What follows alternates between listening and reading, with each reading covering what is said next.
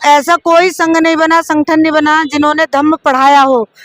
बहुत सारे बनते भी मैंने देखे, पढ़ाने का काम किसी ने नहीं किया, लेकिन ये धम्मपथ संघ संस्था जो है ये धम्म को पढ़ा रही है और उस पढ़ाने के साथ साथ उन लोगों को व्यवहार में कैसे लाना है वो भी सिखाने का काम कर रही है। उसमें मैं भी हूँ। उसकी जांच कैसे होती है?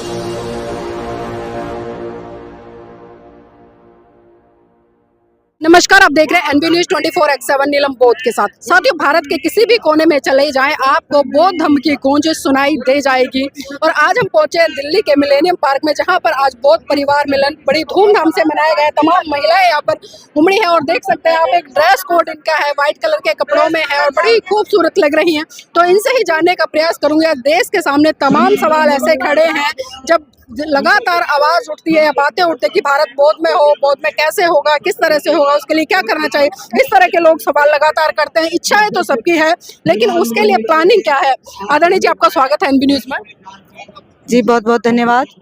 पहले तो जानना चाहूंगी, आज यहाँ पर जिस तरह से बौद्ध मिलन परिवार समारोह हुआ है, तो कैसा लग रहा है? थोड़ा सा इस पर प्रकाश डालिए। देख के तो बहुत अच्छा लग रहा है कि इतने सारे उपासक संघ, उपासिका संघ यहाँ पे एकत्रित हुए हैं, लेकिन ये पता नहीं वोटों के टाइम पे कहाँ चले जाते हैं। अभी कल परसों बीजेपी की सरकार बन गई, मतलब पीड़ा है मन में। पीड़ा है मन में। देख के तो ऐसा लगता है वाह कितना अच्छा, कितने सारे लोग एकत्रित हैं, लेकिन ये मन से शायद इकट्ठे नहीं है। समाज को इकट्ठा करने का बहुत इस समय जरूरत है, पर अभी कल परसों सरकार बनी है, बीजेपी की सरकार बन गई। हर व्यक्ति कह रहा है कि हमने वोट ही ना दी, लेकिन सरकार बीजेपी की बन गई। अभी आदरणीय जी, हम लगातार बहुत सारे लोगों से एक सर्वे करके आए, हमने कई तरह के सवाल किए हैं। मैं आपसे भी जानना चाहूंगी, क्योंकि आप लोग जिस तरह से एक यूनिफॉर्म कोड में खड़े हैं और लगातार हम आपको देखते भी हैं कि समाज को जागरूक करने के लिए काम कर रहे हैं, तो एक सवाल है मेरा आपसे कि जो बौद्ध धर्म है वो क्या है? बौद्ध धर्म से अच्छा मैं समझती हूँ इस दुनिया में समाज के लिए, मानवता के लिए कल्याणकारी कोई धर्म नहीं है। अगर बौद्ध धर्म की बात करें तो सब पापस्य कर्णं कुशलस्य उपसंपदा सचित्त परियोदपनं एतं बुद्धं शासनं। सभी पापों का ना करना, सभी पुण्य कर्मों का संचय करना, अपने चित्त को परिशुद्ध करना, यही संसार का सनातन नियम है। तो आदरणीय जी, ये भी जानना चाहूंगी कि आप लोग किस तरह से काम करें कि भारत बौद्ध में, क्योंकि इच्छाएं तो सबकी हैं, भाषण हम सुनते हैं लोगों के मन से और तमाम संगठन इस दिशा में काम भी कर रहे हैं, तो क्या लगता है इस तरह से? क्योंकि आज भी 2 जगह कार्यक्रम था, 2 टुकड़ों में बटे हुए हैं बौद्ध समाज के लोग, जबकि खुद भाईचारे की बात करते हैं, एक साथ मिलने की बात करते हैं, लेकिन आपस में ही ये फाड़ किस दिशा में समाज जा रहा है?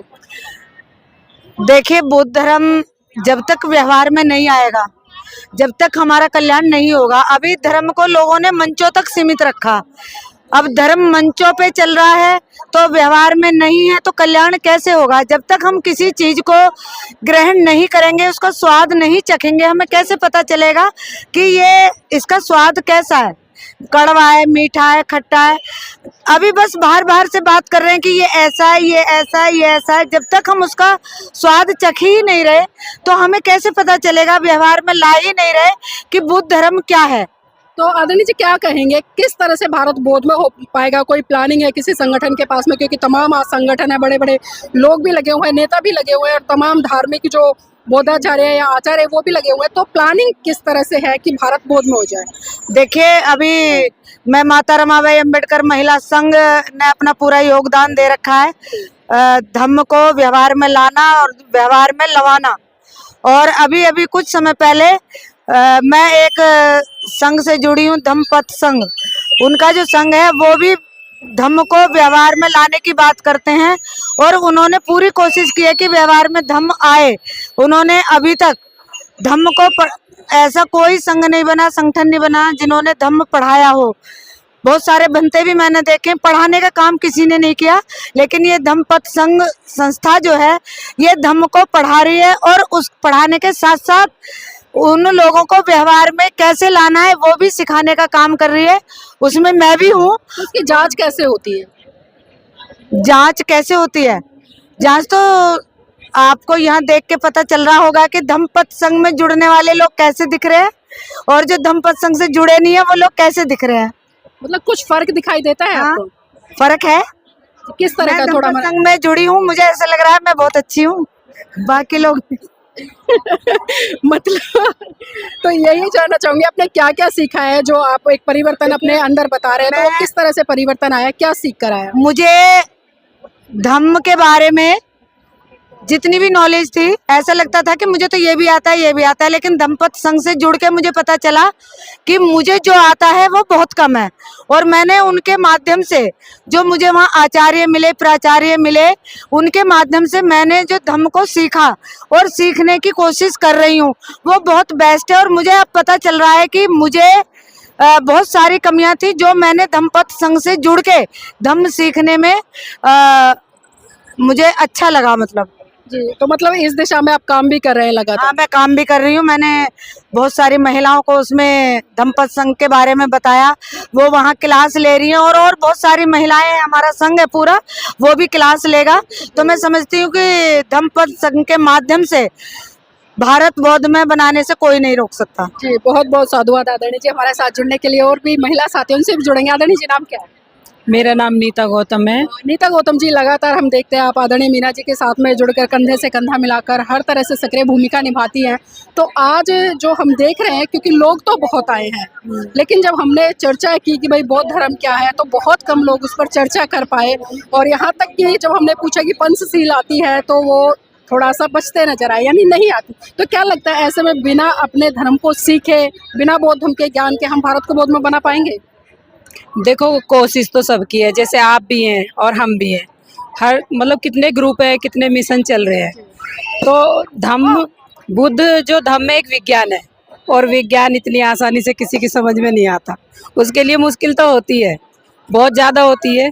जैसे कोई भी चीज़ है, सीखने के लिए वो 0 पॉइंट से शुरू होकर जब हमें वहाँ पहुँचाता है वो। नहीं, आप कह रहे हो विज्ञान धर्म समझ नहीं आता, लेकिन आप जिससे पूछो बच्चों क्या बनाए, वो कहते हैं डॉक्टर बनाएंगे। और डॉक्टर बच्चा विज्ञान से ही बनेगा, विज्ञान को पढ़कर। विज्ञान पढ़ तो रहे हैं, पर वो दूसरी चीज को भी लेके चल रहे हैं साथ में।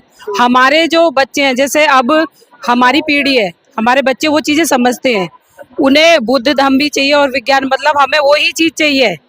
और वहाँ सारे बेनिफिट तो बाबा साहब के चाहिए। जो बात करते हैं, सारे फायदे तो बाबा साहब के लिखे हुए संविधान से चाहिए, और जाना उन्हें उसी में है। ऐसे काम नहीं बने। चाहती। हाँ, चलिए ठीक है, उन चीजों का। तो स्पष्ट कर दिया है। आपका नाम क्या आदरणीय जी? मेरा नाम रेणुका सिंह है। मुझे कैसे हो रहे, लग रहा है सारी एनर्जी खत्म हो गई है सुबह से गाने गा गा कर। थोड़ा सर में दर्द है, इसलिए सुबह सर से, और कई दिन हो गए, 7 फरवरी से लगे हुए हैं, उससे पहले से ही कहीं ये करना है, वो करना है, तो थोड़ा थक गए हैं बस। तैयारियां जोर शोर से थी, तो थकान है। तो जानना चाहूंगी, आज बहुत परिवार मिलन समारोह हुआ है, बहुत सारे लोग आए हैं, बातचीत कर रहे हैं, लेकिन हमने एक सर्वे किया लोगों से कि भाई बौद्ध धर्म के बारे में क्या जानते हैं, तो बहुत कम लोग बता पाए। तो वही सवाल मेरा आपसे रहेगा कि बौद्ध धर्म है क्या वास्तव में? बुद्ध धम्म तो खैर मुझे भी अभी सही तरह से नहीं पता। मैं ये नहीं कहूँगी कि मुझे पता है, मुझे भी नहीं पता, क्योंकि अभी इसमें उतरना बाकी है। करना बात। हाँ, जब तक इसमें बिल्कुल गहराई से नहीं उतरेंगे, तो इसका कुछ नहीं पता कि बौद्ध धम्म क्या है। तो उसके लिए तो सीखना पड़ेगा ना, अध्ययन करना पड़ेगा। अध्ययन करना पड़ेगा, सीखना पड़ेगा। तो जिसके जो जरिया है वो मीना सिंह जी हैं, उन्हीं के जरिए सीखा जाएगा। और जिस चीज की वो अभी बात कर रही थी, उसी से जुड़ के शायद हम शायद नहीं, सीख ही जाएंगे बुद्ध धम्म। चलिए, बहुत बहुत मंगल कामनाएं हैं आपके लिए कि आप जल्दी से सीखें और आगे बढ़े। आदरणीय जी, नाम क्या? मेरा नाम सुशीला गौतम। सुशीला गौतम जी, आपसे भी वही सवाल रहेगा कि धम्म क्या है, यानी कि बौद्ध धर्म क्या है? धम्म क्या है, बौद्ध धम्म क्या है? जो देखो, मैंने जहाँ तक मैंने सुना भी और पढ़ा भी, क्योंकि पहले हम जब इस धम्म की तरफ आए तो हमने पहले उसे सुना, पढ़ा बाद में, क्योंकि हमारे पास कोई साहित्य उनका नहीं था। तो धम्म का मीनिंग मैंने पढ़ा कि धम्म का मतलब होता है रास्ता। जो बुद्ध ने हमें पंचशील के जरिए, हम पंचशील देकर हमें जो रास्ता बताया, जीवन जीने की कला जो हमें सिखाई कि हमें अपने जीवन को कैसे सुखमय बनाना है। बहुत धम्म तो काफ़ी बड़ा है उनका, उन्होंने बहुत सील दिए, लेकिन उन सीलों, सभी सीलों का निचोड़ उन्होंने पंचशील में दे दिया। और पंचशील का अगर हम अपने जीवन में धारण करते हैं, क्योंकि अगर हम एक सील का पालन करेंगे तो एक का लाभ मिलेगा, 2 का मिलेगा, लेकिन अगर हम 5 सीलों का पालन कर ले तो अपने जीवन को बहुत सुखमय बना लें। आदरणीय जी, बौद्ध धर्म में कब से हैं आप? मुझे करीबन 10 साल के करीब हो। 10 साल हो गए। तो उससे पहले जो हिंदूवादी व्यवस्था थी उसका पालन पोषण करते थे, उन्हीं की संस्कृति को अपनाते थे। तो जब इधर आए किसी तरह का विरोधाभास तो नहीं हुआ? ऐसा तो हो नहीं सकता कि हम किसी चीज को छोड़ के दूसरे धर्म में जाएं, बट ये है कि मेरे साथ ये वाली प्रॉब्लम कम आई, क्योंकि मेरे जो फादर इन लॉ और मदर इन लॉ थे उनका पहले से ही इधर की तरफ रुझान था, तो इसलिए मुझे ये चीजें कम फेस करनी पड़ी। और बल्कि वो लोग तो खुश हुए कि हमारी बहू जो है इधर की तरफ जा रही है जिधर हम चाहना चाहते हैं, और उन्हें कोई संघर्ष भी नहीं करना। विरोध किसने किया फिर?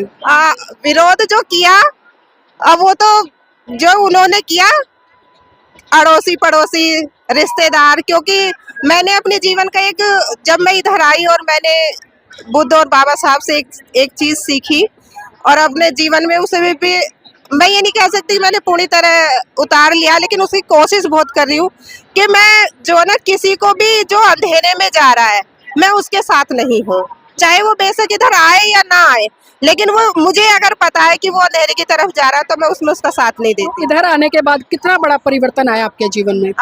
मैं आपको परिवर्तन बताऊं, पहले हम ऐसे रहते थे और आज हम ऐसे, ये परिवर्तन है। चलिए, बहुत बहुत साधुवाद है। तो कहीं ना कहीं जो धर्म है वो एक तरह से आज़ादी भी देता है और आपके खुले विचारों को स्वतंत्र करने का एक पूरा अधिकार देता है।